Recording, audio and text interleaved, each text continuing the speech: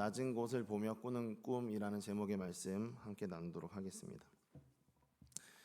여러분 혹시 합당하게 대우받지 못할 때 어떻게 반응하십니까?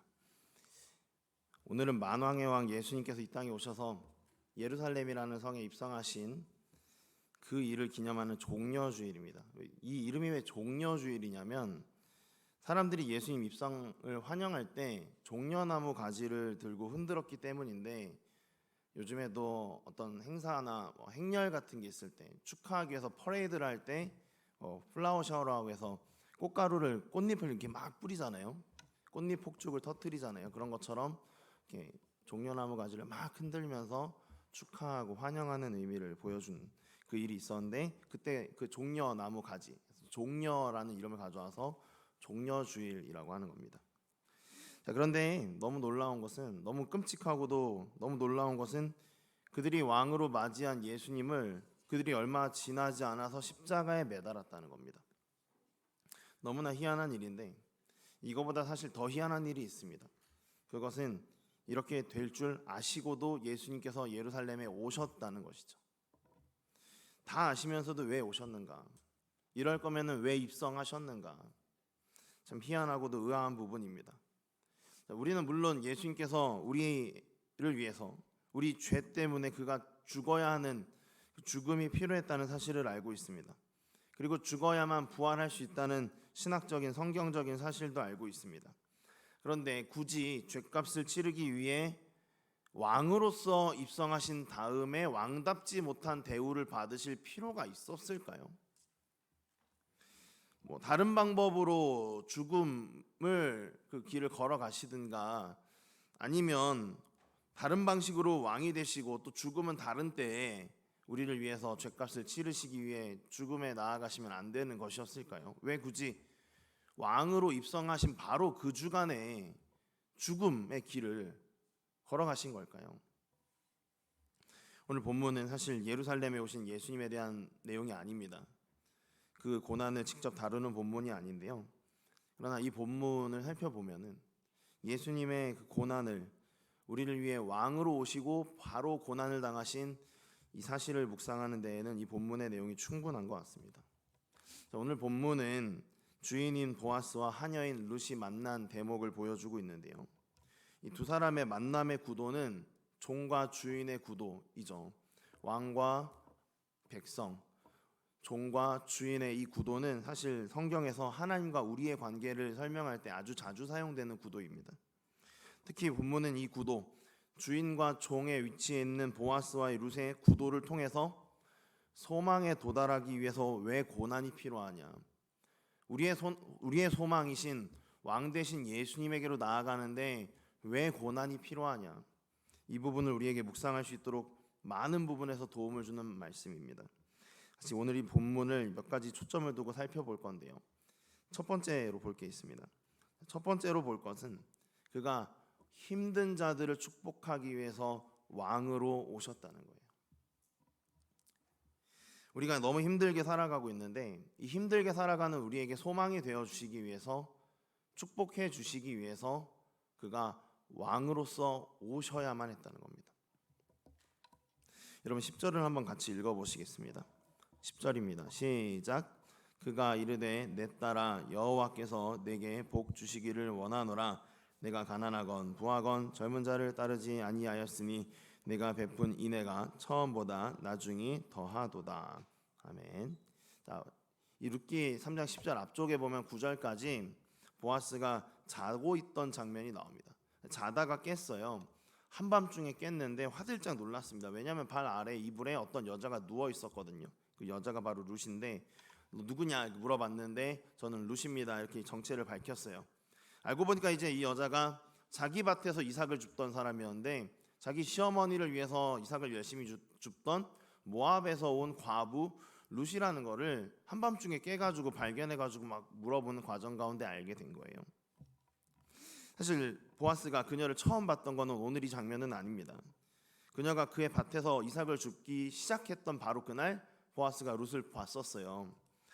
그때는 사실 보아스가 다른 사람들도 막 축복해 주기 위해서 그 밭을 찾아갔던 겁니다.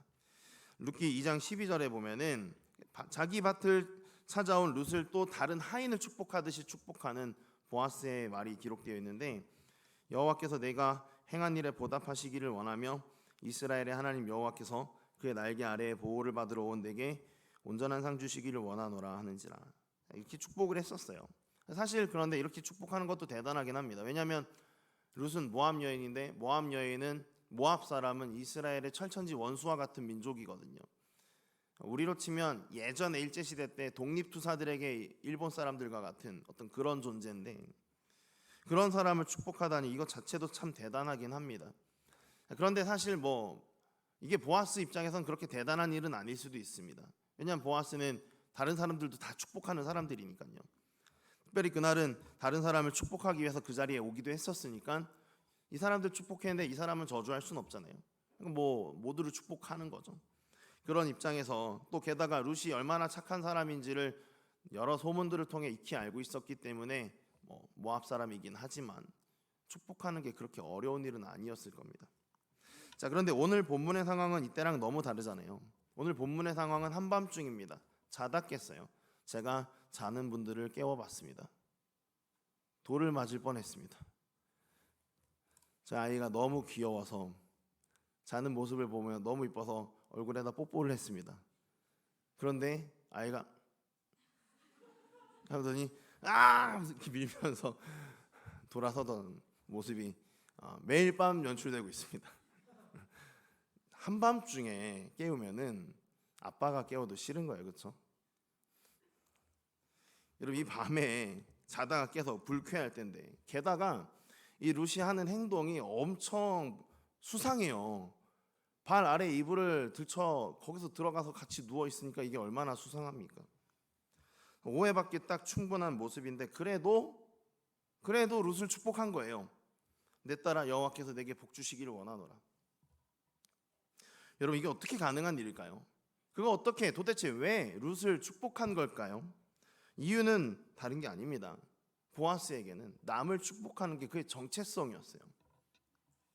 누구든지 도와주는 것, 아무든지 도와주는 것, 어떤 상황에서든지 복 주고 축복하는 것, 이게 보아스 자신의 삶이었고 정체성인 거예요. 실제로 보아스가 아무 이유 없이 그냥 밭에 와서 일꾼들에게 바로 축복하는 모습을 룻기 2장 4절에서 볼 수가 있어요. 앞부분만 읽어보면, 마침 보아스가 베들레헴에서부터 와서 베는 자들에게 이르되 여호와께서 너희와 함께 하시기를 원하노라 하니. 그냥 왔어요. 와서 아무것도 안 물어보고 대뜸 축복을 하지 않습니까? 보편적인 주인은 이렇게 안 하죠. 와서 업무 보고 받고, 마음에 안 들면 책상을 탁 치고 이게 뭐냐고 집어 던지고, 업무 보고 이 밭의 상황 보고를 듣고 좀 괜찮네, 일 잘하고 있네, 그러면 이제 축복해 주면 그냥 그런가 보다 할 텐데, 오자마자 아무런 얘기도 듣지도 않고 바로 축복하는 모습. 보아스에게는 그냥 그 발걸음 자체가 축복하기 위한 발걸음이었어요. 언제든지 누구든지 만나면 축복하는 사람. 그래서 자다 깨서도 누군지 물어본 다음에 바로 축복하는 그 모습. 그는 특히 모든 사람을 축복하지만 특별히 자기 밭에서 일하는 사람, 정말 남의 밭에서 일해야만 먹고 살 수 있는 그런 약자들에게는 더 많은 축복을 베푸는 것 같아요. 도움이 필요한 약자들을 언제든지 축복하는 사람이 바로 보아스였습니다. 여러분, 그런데 바로 이 모습에서 예수님께서 왕으로 굳이 이 땅에 오셔야만 하는 이유가 우리에게 드러납니다. 여러분 아시다시피 예수님께서는 굳이 이 땅에 오셔서 왕으로 예루살렘에 입성 안 하셔도 왕이시죠. 그러지 않으셔도 그가 만왕의 왕이라는 사실에는 아무런 변함이 없습니다. 게다가 그날 그를 왕으로 추대하려고 했던 그 군중들이 얼마 뒤에 바로 그를 십자가에 매달게 되잖아요. 이 사실을 예수님이 모르시겠습니까? 알고 계시면서도 왕으로 추대받고 싶어서 예루살렘에 입성하신 것이겠어요? 추대한 자들이 자기를 십자가에 달 걸 아는데 못하러 여기에 왕이 되고 싶다고 오시겠냐고요. 여기 오신 것은 왕으로 추대받거나 칭송받거나 찬송받고 싶어서 오신 게 아닙니다. 그럴 리가 없어요. 여러분, 그렇다면 그가 왜 굳이 십자가에 달릴 걸 알면서도 예루살렘에 입성하여서 호산나 다윗의 이름으로 온 왕이라고 그렇게 찬양을 받는 그 일을 하셨겠습니까? 누가복음 24장 34절부터 38절 말씀에 왜 그가 이렇게 하셨는지에 대한 이유가 소개되어 있어요. 이것은 그가 십자가에 달리셨을 때 그 위에서 하나님께 드렸던 기도 내용입니다. 이에 예수께서 이르시되 아버지 저들을 사하여 주옵소서 자기들이 하는 것을 알지 못함이니이다 하시더라. 이렇게 기도를 하시고 보니까 밑에 사람들이 어떻게 하고 있었냐면 그들이 그의 옷을 나눠 제비 뽑을새 백성은 서서 구경하는데 관리들은 비웃어 이르되 저가 남은 구원하였으니 만일 하나님이 택하신 자 그리스도이면 자신도 구원할지어다 하고 군인들도 희롱하면서 나와 신포도주를 주며 이르되 네가 만일 유대인의 왕이면 내가 너를 구원하라 하더라. 그 위에 이는 유대인의 왕이라 쓴 패가 있더라. 하나님께서 이 땅 가운데 자기 아들을 보내셔서 예루살렘의 왕으로 입성하게 하셔서 굳이 바로 고난받게 하셔서 십자가에 달리게 하신 이유는 이처럼 아무것도 모르는 이들, 자기들이 죄악에 빠져서 허우적대면서도 이게 문제인지도 모르는 불쌍한 사람들, 그 사람들이 심지어 자기를 죽이려고 할 때에도 그들을 위해 기도하기 위해서, 그들을 축복하기 위해서, 그들을 저주 가운데서 건지시기 위함이었던 거예요. 여러분, 오늘날 우리는 많은 경우에 우리 삶이 괜찮은 줄 생각하고 있습니다. 괜찮은 줄 알고 살아가고 있어요. 사실 우리 삶은 괜찮지 않습니다. 우리의 삶에는 고통과 고난이 가득해요. 비교 우위만 논할 수 있을 뿐입니다. 절대적인 면에서 볼 때 우리 삶은 너무 비참해요. 로마서 8장 22절이 이 사실을 보여줍니다. 피조물이 다 이제까지 함께 탄식하며 함께 고통을 겪고 있는 것을 우리가 아느니라. 여러분, 이 세상은 다 탄식하고 있고 다 고통받고 있습니다. 함께 탄식하고 있어요. 여러분, 그런데 왜 이렇게 된 줄 아십니까? 그 이유는 왕이신 하나님의 통치를 거절했기 때문이에요. 왕이신 하나님의 통치를 거절함으로써 왕이 베푸는 은혜를, 은총을, 그 축복을 스스로 거절했기 때문입니다. 사사기 21장 25절에 보면 이런 우리의 모습이 등장해요. 그때 이스라엘에 왕이 없으므로 사람이 각기 자기의 소견에 옳은 대로 행하였더라. 이스라엘에 왕이 없어서 사람들이 자기 소견, 자기 생각에 옳은 대로 행했다고 합니다. 그런데 이것이 어찌 이스라엘만의 모습이겠습니까? 온 인류의 모습이 이래요. 왕이 없는 줄로 생각하고 자기 생각대로 살아갑니다. 그런데 바로 이렇게 살아가던 사사시대 백성들에게 발견되는 반복되는 현상이 무엇이냐? 고통 속의 부르짖음이에요. 왕을 인정하지 않고 자기 소견에 옳은 대로 살다가 고통에 빠져 고통 속에 부르짖는 모습이 사사시대에 계속 반복되는 모습입니다. 대표적인 구절로 사사기 6장 6절에 이렇게 되어 있어요. 이스라엘이 미디안으로 말미암아 궁핍함이 심한지라 이에 이스라엘 자손이 여호와께 부르짖더라. 이스라엘은 왕이 없어도 괜찮을 줄 알았어요. 그런데 왕이 없으니까 하나도 괜찮지가 않은 거예요. 너무 힘든 거예요. 그래서 반복해서 이 역사를 경험하면서 계속 부르짖었습니다. 여러분, 그러므로 오늘 우리에게는 왕이 필요해요. 그리고 왕이 필요한 우리를 위해서 예수님께서 굳이 왕으로 이 땅에 오신 것입니다. 여러분, 그런데 안타깝게도 요한복음 1장 11절에 기록된 것처럼 우리는 마치 그 예루살렘 군중들처럼 그를 왕으로 인정하지 않습니다. 자기 땅에 오매 자기 백성이 영접하지 아니하였으나. 여러분, 그런데 하나님께서 이럴 줄 아셨잖아요. 마치 그 군중이 자기를 호산나 왕으로 추대하면서도 곧 십자가에 못 박을 줄 아셨던 것처럼 우리가 이렇게 그를 거절할 줄 아셨거든요. 하지만 그럼에도 불구하고 그는 이 땅에 오셨습니다. 왜요? 정말로 왕이 되고 싶어서 오신 것입니까? 아니죠. 모두가 그를 거절하지만 그래도 몇몇이 그를 왕으로 영접할 줄 알고 그들을 통하여 빛도 소망도 없는 이 땅에 힘듦과 고통 가운데 살아가는 이들에게 구원을 베풀기를 시작하시려고 오신 거예요. 요한복음 1장 12절입니다. 영접하는 자 곧 그 이름을 믿는 자들에게는 하나님의 자녀가 되는 권세를 주셨으니, 하나님께서 바로 이런 사람들을 기대하시고 소망하시고 구원하시기 위하여 왕 같은 대우를 받지 못할 줄 아시면서도 왕으로 이 땅에 오신 것입니다. 여러분, 생각해 볼수록 이게 얼마나 큰 은혜인지 모릅니다. 오늘 우리의 삶을 돌아볼 때 우리는 너무 많은 죄를 지어요. 아니, 많은 죄를 짓는 게 아니라 매일 악을 저지릅니다. 생각으로, 태도로, 행동으로 수도 없이 많은 죄를 짓고 있습니다. 이사야 선지자가 이런 우리의 모습을 이사야서 43장 24절로 이렇게 고발을 했습니다. 너는 나를 위하여 돈으로 향품도 안 사고 희생의 기름으로 나를 흡족하게 하지 아니하고 너의 죄, 그 죄의 짐으로 나를 수고롭게 하며 죄악으로 나를 괴롭게 하였느니라. 우리는 하나님을 늘 괴롭히는 자들이에요. 너무너무 주님을 고통스럽게 하는 자들입니다. 그런데 놀라운 사실은 바로 이 24절 바로 다음 25절에 주님께서 이렇게 말씀하셨다는 거예요. 나 곧 나는 나를 위하여 내 허물을 도말하는 자니 내 죄를 기억하지 아니하리라. 심지어 주님께서는 무엇이라고 하시냐? 너가 너의 죄를 내가 생각나게 해보라.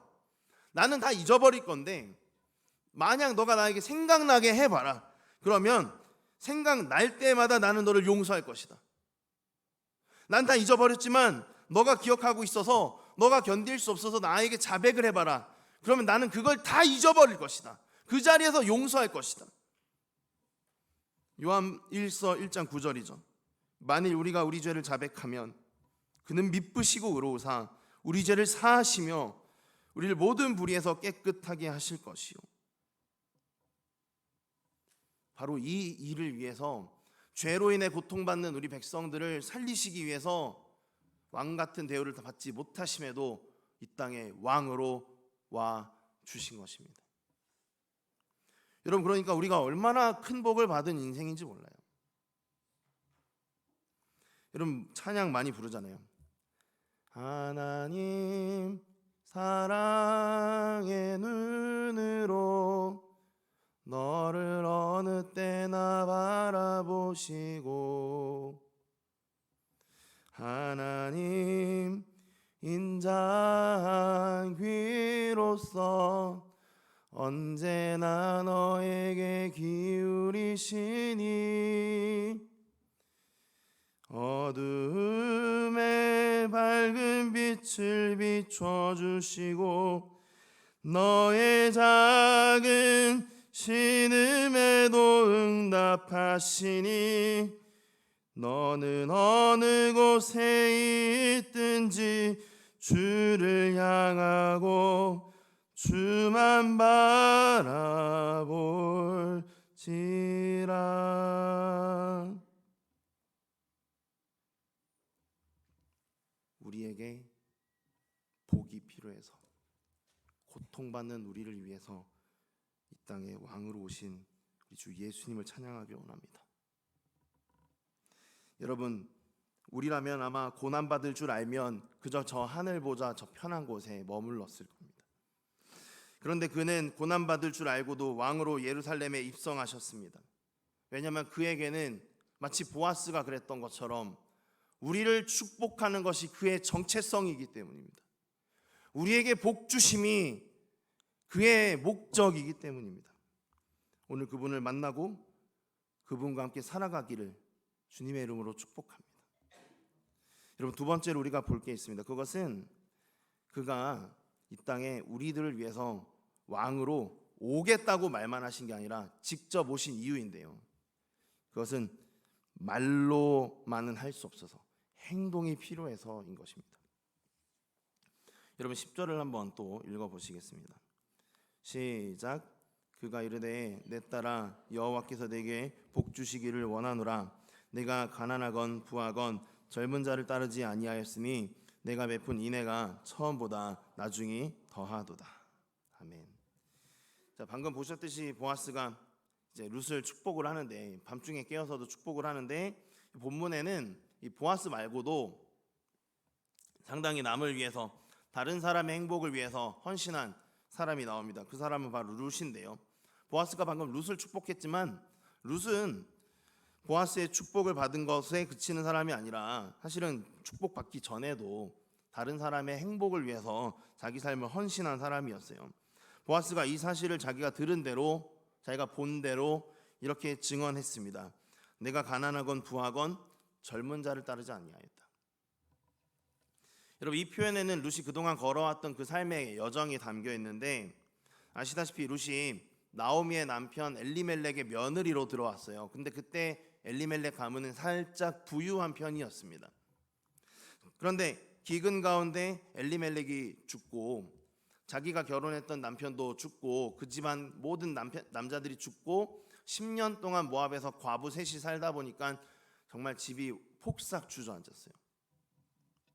자, 그런데 그때에도 룻은 나오미 곁을 지켰어요.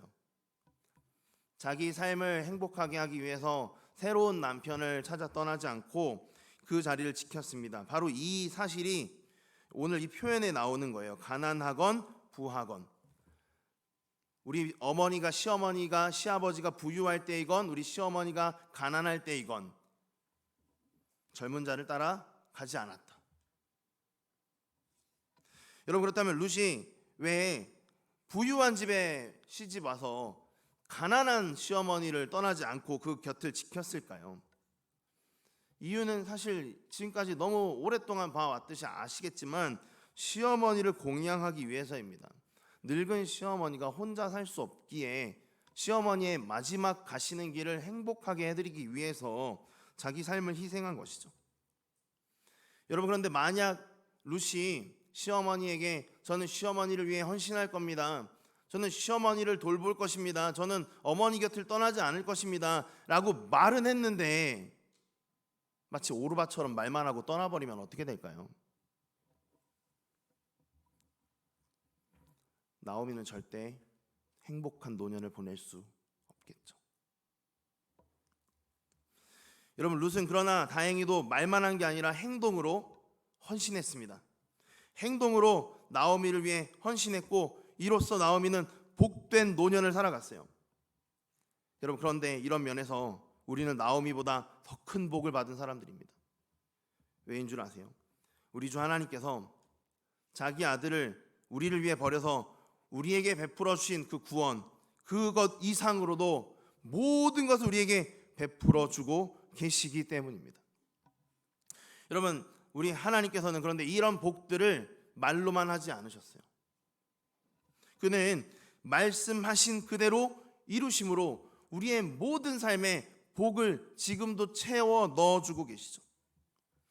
그는 우리가 잘하건 못하건 상관없이 우리를 사랑해 주십니다. 우리가 부유한 자이건 가난한 자이건, 우리가 잘 섬기는 자이건 그를 배반한 자이건 말로만 아니라 행동으로 우리를 사랑해 주십니다. 그는 우리를 위해 자기 자신을 던지시고 자기가 가진 모든 것을 헌신하세요. 야고보서 1장 17절에 이런 말씀이 기록되어 있습니다. 온갖 좋은 은사와 온전한 선물이 다 위로부터 빛들의 아버지께로부터 내려오나니 그는 변함도 없으시고 회전하는 그림자도 없으시니라. 여러분, 하나님께서 이렇게 우리에게 말씀하시기만 하시고 아무것도 주지 않으시는 분이십니까? 오늘도 그가 얼마나 많은 기도에 응답하고 계신지 모릅니다. 주님, 못 살겠어요. 살게 해주세요. 주님, 저에게 이게 필요한데 없어요. 너무 힘들어요. 주님, 견디게 해주세요. 주님께서는 내가 너에게 모든 걸 베풀어 주겠다. 내가 너에게 아들을 주었는데 뭘 못 주겠냐? 넌 내가 내 아들을 너에게 줄 만큼 소중한 자이다. 말만 하시는 게 아니라 지금도 직접 공급해 주고 계십니다. 여러분, 그렇다면 우리가 이러한 공급을 받는, 말로만 아니라 정말 응답으로 행동으로 우리를 섬겨주시는, 무엇보다도 결정적인 사건 예수 그리스도의 십자가로 우리를 구원하신 그 하나님의 사랑 앞에 어떻게 반응해야 되겠습니까? 무엇보다도 먼저 감사해야 합니다. 사도 바울은 로마서 8장 35절에서 37절로 이렇게 고백했습니다. 누가 우리를 그리스도의 사랑에서 끊으리요? 환난이나 곤고나 박해나 기근이나 적신이나 위험이나 칼이랴. 기록된 바 우리가 종일 주를 위하여 죽임을 당하게 되며 도살당할 양같이 여김을 받았나이다 함과 같으니라. 그러나 이 모든 일에 우리를 사랑하시는 이로 말미암아 우리가 넉넉히 이기느니라. 여러분, 이렇게 우리가 이러한 고백으로 주님께 감사를 표현해야 돼요. 그러나 여기에서 멈추면 안 됩니다. 하나님은 우리에게 말로만 사랑을 베풀어 주신 게 아니기 때문이죠. 그렇다면 우리가 어떻게 행동으로 그에게 감사를 표현합니까? 사도 바울은 이 로마서 8장 뒷부분을 감사의 고백으로 주님께 드린 직후에 이어지는 터져나오는 열망으로 로마서 9장 2절에서 이렇게 고백했습니다. 나의 형제 곧 고륙의 친척을 위하여 내 자신이 저주를 받아 그리스도에게 끊어질지라도 원하는 바로다. 이게 무슨 말씀입니까? 내가 하나님 자신이 하나님 아버지로부터 끊어질지라도 나를 사랑하시는 그 사랑을 베풀어 주신 것을 직접 경험했으니까 그 사랑이 나를 변하게 해서 이제 나도 그렇게 사랑하길 원한다는 거예요. 내가 정말 끊어질지라도, 심지어 나를 사랑해 주신 그리스도의 사랑에서 끊어질지라도 내 고륙 친척이, 내가 사랑하는 그 사람들이 필요로 하는 구원을, 은혜를 전하는 삶을 살고 싶다는 거예요. 여러분, 지금까지 말로나 행동으로나 타인을 위해 복을 빌고 타인을 위해 헌신해 본 일이 있습니까? 우리 주 하나님께서 말로만 아니라 말씀하신 그대로 이 땅에 고난받을 줄 아시면서도 왕으로 오셔서 우리를 삶으로 섬겨주신 것처럼 이제는 우리도 그렇게 타인을 위해서 행동으로 섬길 수 있길 바랍니다. 로마서 7장 4절부터 8장 1절에 있는 이 말씀이 우리의 고백되었으면 좋겠습니다. 오호라 나는 곤고한 사람이로다. 이 사망의 몸에서 누가 나를 건져내랴. 내 자신이 마음으로는 하나님의 법을, 육신으로는 죄의 법을 섬기노라. 이제 그리스도 예수 안에 있는 자에게는 결코 정죄함이 없나니 그런즉 우리 주 예수 그리스도로 말미암아 하나님께 감사하리로다. 나같이 곤고한 사람을 살려주신 하나님 너무나 감사합니다. 그리고 이제는 이 고백으로 다른 사람들을 위해서 삶으로 도움을 베푸는 그런 삶을 살길 바랍니다. 부디 주님께서 하나님 없이는 망할 수밖에 없는 인생들을 구하시기 위해 자기 몸으로 이 땅에 오신 것처럼 우리도 그렇게 닮은 삶을 살아갈 수 있길 바랍니다. 한 가지만 더 보면요. 그런데 그가 왜 왕으로 오셔서 그냥 구원하신 게 아니라 고난받으심으로 우리를 구원하셨냐는 거예요. 이유가 있는데 우리가 너무 둔하기 때문이라는 거예요. 둔한 우리가 깨닫기를 바라서 그렇게 하셨다는 겁니다. 10절을 한 번만 더 읽어보시겠는데요. 뒷부분을 좀 강조해서 읽어보면 좋겠습니다. 시작. 그가 이르되 내 딸아 여호와께서 내게 복 주시기를 원하노라. 내가 가난하건 부하건 젊은 자를 따르지 아니하였으니 내가 베푼 인애가 처음보다 나중이 더하도다. 아멘. 앞서 우리가 루시 나오미를 말로만 섬기지 않고 행동으로, 삶으로 섬겼다는 걸 보았습니다. 그런데 분명히 보아스가 이렇게 고백하고 있습니다. 가난하건 부하건 젊은 자를 따르지 아니하였는데 너가 그 베푼 인애가 처음보다 나중이 더 크도다. 여러분, 처음에 루시 나오미를 섬길 때 나오미는 가난했습니까? 부했습니까? 부유했어요. 그런데 이제 나중에 그를 섬길 때 나오미는 부유했습니까? 가난했습니까? 가난했습니다. 그 가난 가운데 섬긴 그 사랑이 더 크다는 거예요. 여러분, 오늘 이 본문에 나와 있는 보아스의 축복과 나오미의 룻의 섬김을 보면 이들은 항상 행복할 때, 내가 좋을 때만 남을 섬긴 게 아니었다는 것을 우리가 보게 됩니다. 특별히 보아스의 경우에는 낮에 정신 멀쩡할 때, 옷 딱 갖춰 입고 있을 때 그때만 남들을 축복한 게 아니라 밤중에도, 자다 깼을 그때에도 남들을 축복하는 모습을 볼 수 있어요. 룻은 자기 자신이 부유한 집안의 며느리일 때만 시어머니를 섬긴 게 아니라 가난한 집안의 과부된 며느리일 때도 시어머니를 섬기는 모습을 볼 수 있습니다. 그들은 고난 중에, 어려움 가운데에도 맡겨진 영혼들을, 맡겨진 사람들을 섬겼던 거예요. 그들은 고난 중에도 심지어 고난을 통해서 복을 전하는 삶을 살아간 것입니다. 여러분, 이처럼 예수 그리스도께서는 우리를 섬겨주시되 우리에게 자신의 고난으로, 자신의 죽음으로 영원한 구원을, 그 복을 베풀어 주셨어요.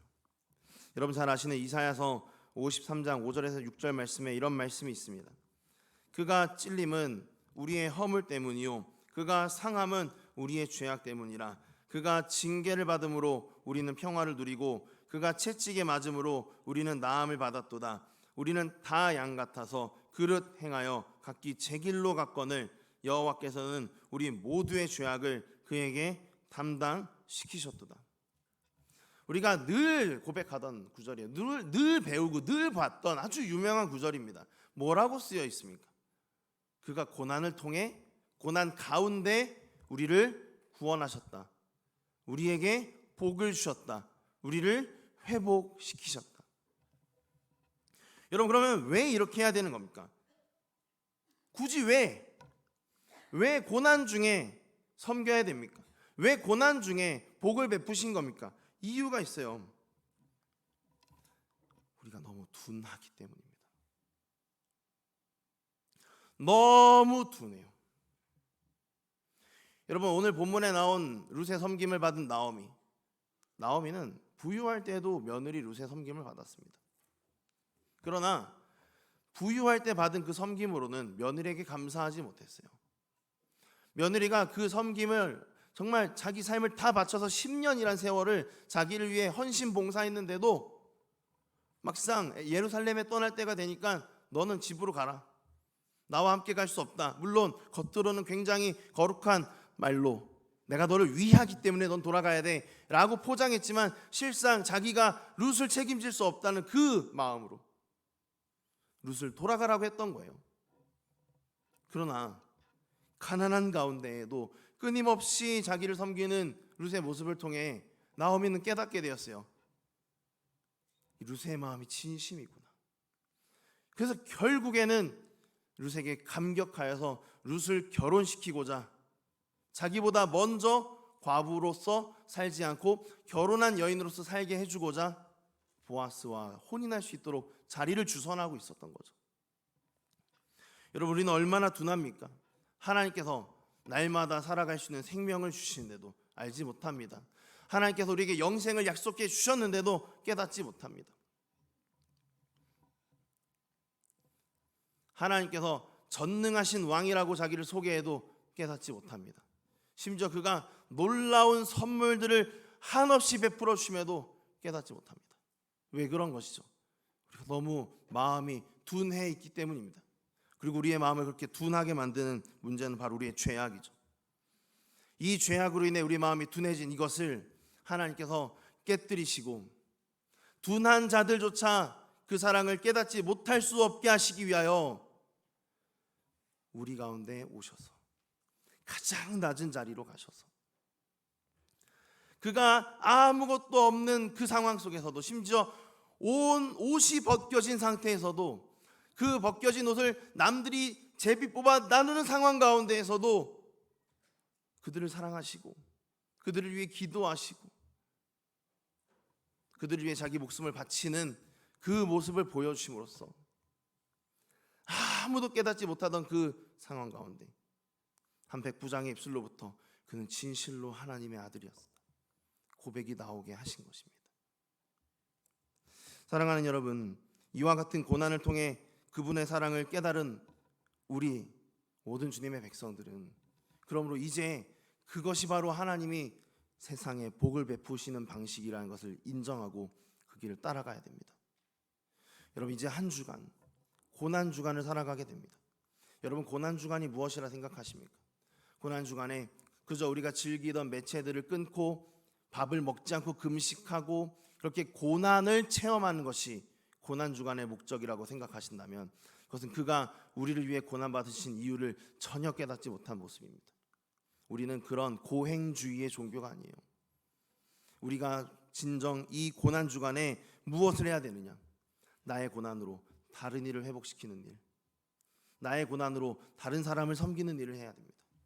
그냥 금식하는 게 아니라 금식을 했으면 그 금액으로 남겨서 다른 이들을 밥을 사주고 정말 굶주린 영혼들을 위해서 구호 기금을 보내고 내가 1시간, 2시간 덜 써서 다른 이들을 위해 봉사하고,